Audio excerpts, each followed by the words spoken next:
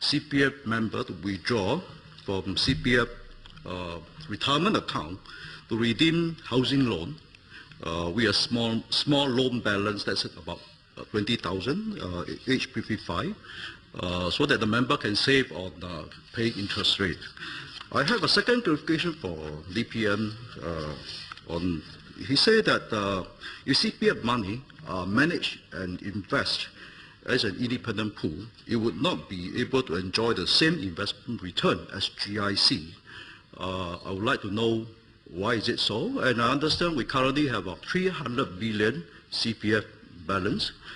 Is the pool not big enough to be able to secure the same return and maybe better return?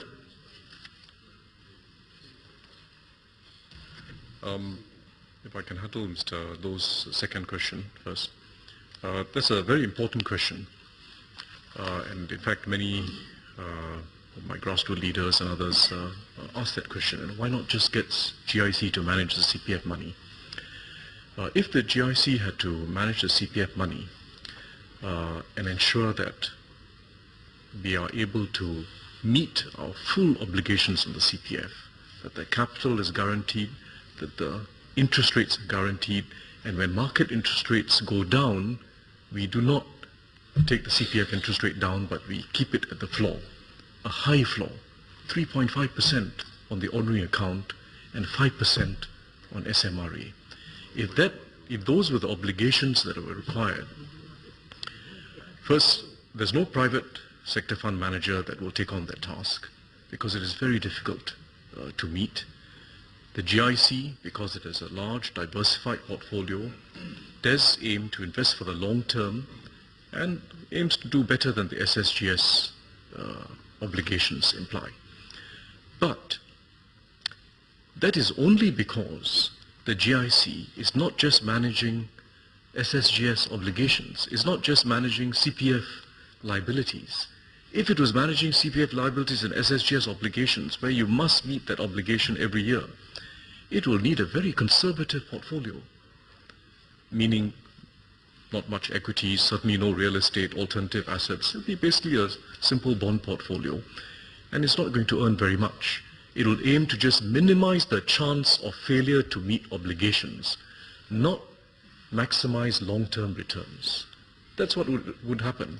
It would not be able to aim for the long term and ride out the cycles, take big losses when the markets go down, knowing full well that as a long-term investor, you're the one who ultimately gains.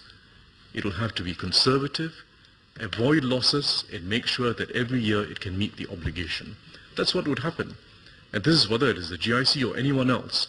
If you're managing this unique set of obligations, guaranteed and with a high minimum floor on interest rates, you will need a very conservative portfolio, and one that would, to begin with, be hard to achieve, but it will be a conservative portfolio. That's the basic reason why.